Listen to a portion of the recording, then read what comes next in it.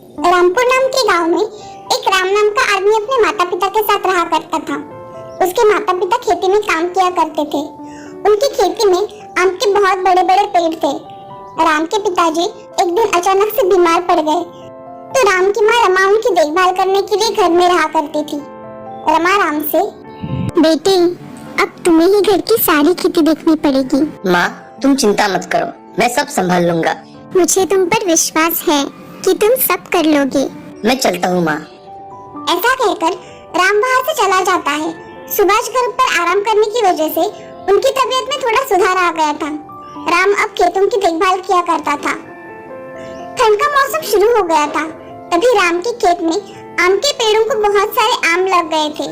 उनकी देखभाल करते समय राम का समय कैसा चला जाता था उसे पता ही नहीं चलता था। एक दिन राम का दोस्त उसके खेत में चला जाता है। तभी, अरे माधव आओ ना, कैसे आना हुआ तुम्हारा? राम मुझे इधर थोड़ी देर काम था, सोचा तुमसे मिलता चलूं। अच्छा तुम कैसे हो बताओ? मैं ठीक हूँ, बताओ तुम कैसे हो? मैं भी ठीक ही हूँ। तुम्हारे खेत में तो कच्चे आम बहुत अच्छे आए हैं इस बार। हाँ इस साल पेड़ों को आम थोड़े ज्यादा ही आए हैं। और चाचा जी कैसे हैं? अरे माधव उनकी तबीयत कुछ ठीक नहीं रहती, इसलिए अब वो घर पर ही रहते हैं। अच्छा राम चलो अब मैं चलता हूँ, मुझे थोड़ा काम है। हाँ। ऐसा कहकर माधव वहाँ से चला जाता है।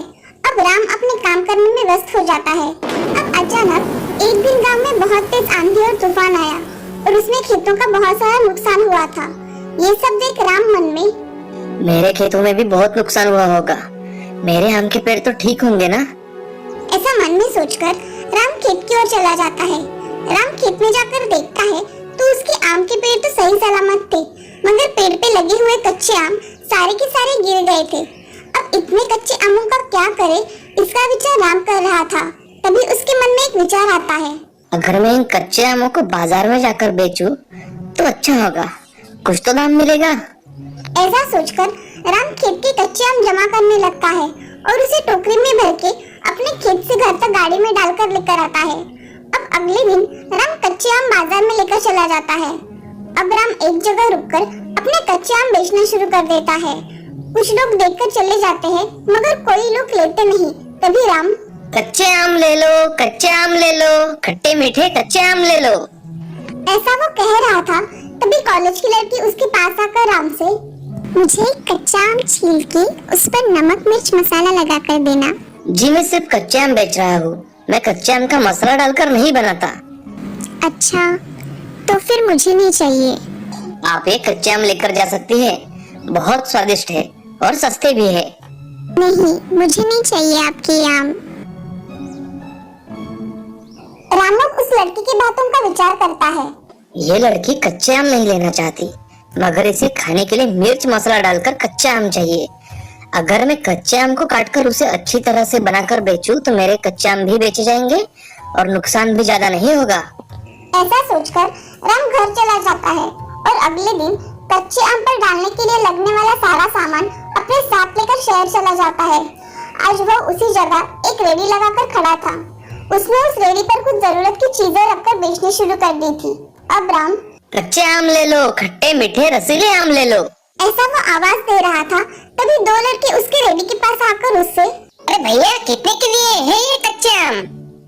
15 रुपए का एक प्लेट, बोलो आपके लिए कितने बनाऊं? 2 प्लेट बना दो भैया। ठीक है अभी बनाता हूँ। ऐसा कहकर राम 2 प्लेट के लिए कच्चे आम काटकर उसमें मिर्च मसाला डाल देता है और उस पे अलग ही चटनी डालता है।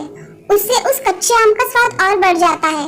राम अब कच्चे आम 2 प्लेट में डालकर उन 2 लड़कों को दे देता है और वो लड़के खाने लगते हैं। तभी लड़के राम से, भैया बहुत ही स्वादिष्ट है आपके कच्चे आम और सेहतमंद भी, आपको पसंद है? हमें तो बहुत पसंद आए, आज से हम हर रोज आपके यहाँ से कच्चे आम खाकर जाएंगे। ऐसा कहकर वो लड़के चले जाते हैं। उन लड़कों की बातचीत सुन राम का दिल खुशी से भर जाता है। अब राम दिन भर खड़े रहकर रेडी पर सारे कच्चे आम बेचता है और शाम को घर जाने पर उसकी माँ, बेटे आज तुम्हारे सारे कच्चे आम बेचे गए? हाँ माँ मेरे सारे आम बेचे गए, मैं बहुत खुश हूँ। बेटे मगर ये कच्चे आम ज्यादा दिन तक नहीं मिलेंगे। पिताजी ये नीचे गिरे हुए आम तो मैंने बेच डाले और कुछ आम है हमारे पेड़ों पर, मैं वही बेचकर धंधा करूंगा और नहीं मिले तो खरीद लूंगा। हाँ, ये अच्छा विचार है तुम्हारा।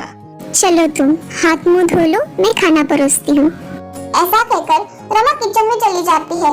सभी आज एक साथ खाना खाते हैं और सो जाते हैं। अब राम भी अपना काम बहुत अच्छी तरह से कर रहा था। उसके हाथ के टेस्ट की वजह से सभी लोग उससे कच्चे आम खरीदा करते थे और उसकी दुकान के कच्चे आम जल्दी खत्म हो जाया करते थे। ये देख रेडी के पास खड़ा दुकानदार श्यामलाल राम की तरक्की पर बहुत जल रहा था। उसके मन में राम का धंधा बंद करने का विचार आता है। तभी श्यामलाल, इस राम का कुछ बंदोबस्त करना ही पड़ेगा। इसकी वजह से मेरी दुकान पर ग्राहक आना ही कम हो गए हैं और खुद कितने से अच्छे धंधा कर रहा है। ऐसा सोचकर वो उसका धंधा बिठाने की कुछ तरकीब ढूंढता है। तभी श्यामलाल के मन में विचार आता है, अगर मैं इसके खाने में कुछ सामान मिला दूं तो सारे ग्राहक मेरे दुकान पर आ जाएंगे। ऐसा सोचकर श्यामलाल रेडी के पास चला जाता है और राम से बातें करने लगता है। बातें करते करते उसके हाथ में पेट खराब होने की दवा रहती है। वो श्यामलाल उस चटनी में डाल देता है और थोड़ी बात करके वहाँ से चला जाता है। कुछ समय बाद राम को उसकी चटनी का रंग कुछ अलग ही दिखने लगता है। तभी राम उस चटनी को टेस्ट करके देखता है और उसे खाकर थूकता है। ये मेरी चटनी अचानक ऐसे कैसे लगने लगी है? इतनी खराब तो आज तक नहीं लगी। इसमें कुछ मिलाया हुआ लग रहा है। राम वैसे ही वो चटनी उठाकर फेंक देता है और घर जाने के लिए निकलता है। तभी उसके पास गांव का आदमी रोहन आ जाता है। अरे राम, इतनी जल्दी कहाँ जा रहे हो? अरे रोहन, मैं घर जाकर कुछ देखना चाहता हूँ। क्या हुआ है राम? बड़ी चिंता में दिखाई दे रहे हो। रोहन, मेरी चटनी में अचानक किसी ने कुछ मिला दिया था। मैंने खाकर देखा तो मुझे बहुत खराब लगा, इसलिए मैंने वो चटनी फेंक दी। और ये काम किसने किया होगा यही सोच रहा हूँ। सुबह से तुम्हारे रेडी पर कौन कौन आया था? ग्राहक छोड़कर तो सिर्फ श्यामलाल आया था। अरे वो श्यामलाल बहुत ही लालची आदमी है। उसका धंधा हाल ही में अच्छा नहीं चल रहा। उसी ने ही यह काम किया होगा। अब से तुम चौकन्ना रहना। तुम कह रहे हो वो सच भी हो सकता है। तुम श्यामलाल पर विश्वास नहीं कर सकते भाई। ठीक है, मैं आगे से ध्यान रखूंगा। ऐसा कहकर राम अपना सामान लेकर अपने घर चला जाता है। अगले दिन उसके समय पर राम रेडी लेकर आ जाता है और श्यामलाल राम से बात करने के लिए आ जाता है। तभी राम श्यामलाल से, श्यामलाल जी, कुछ लोग दिखाते कुछ और है और असल में होते कुछ और ही है। राम, मैं तुम्हारी बात कुछ समझा नहीं। क्या है ना सेठ जी, आप अपना दुकान चलाइए और मुझे मेरा छोटा सा दुकान चलाने दीजिए। श्यामलाल उसकी बात सुन के चुप हो जाता है और उसे जो समझना था वो समझ जाता है। अब राम खुद का काम अच्छी तरह से करने लगता है और आगे से श्यामलाल भी कभी राम को तकलीफ नहीं देता। राम का धंधा अब बहुत अच्छी तरह से चलने लगा था। उसने अपने खेत के सारे कच्चे आम निकालकर हर रोज बाजार में बेचा करता था। अब कुछ दिनों बाद राम को इस धंधे से बहुत पैसे मिलने लगे थे। ये देख उसकी माँ और पिताजी दोनों भी बहुत खुश थे। राम जैसे सामान्य आदमी ने कठिन परिस्थिति में भी अपने बुद्धि का इस्तेमाल करके ही बड़ा बिजनेस सेट किया था। इस तरह से कोई भी आदमी अपनी सफलता कड़ी मेहनत करके पा सकता है। इस कहानी से हमें ये सीख मिलती है कि समय कितना भी कठिन आए, हमें उसका डटकर सामना करना चाहिए और कठिन परिस्थिति में अपना मार्ग खुद खोजना चाहिए। राघवपुर नाम के गांव में सुंदर नाम का एक लड़का रहा करता था। उसकी माँ शारदा उसकी शादी करवाना चाहती थी। एक दिन शारदा अपनी बहन मालती से, मालती कैसी हो? मैं ठीक हूँ दीदी, तुम कैसी हो? मैं भी अच्छी हूँ। मैंने तुम्हें सुंदर के लिए अच्छी लड़की ढूंढने के लिए फोन किया था। तुम्हारी नजर में कोई अच्छी लड़की हो तो मुझे बताना। ठीक है दीदी।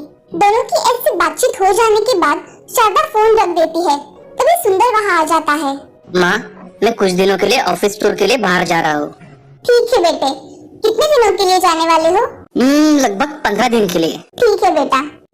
अब सुंदर अगले ही दिन ऑफिस टूर के लिए निकल जाता है और शारदा अपने काम करने में व्यस्त हो जाती है। तभी शारदा की सहेली निर्मला उसके घर में आ जाती है। अरे शारदा, घर पर हो क्या?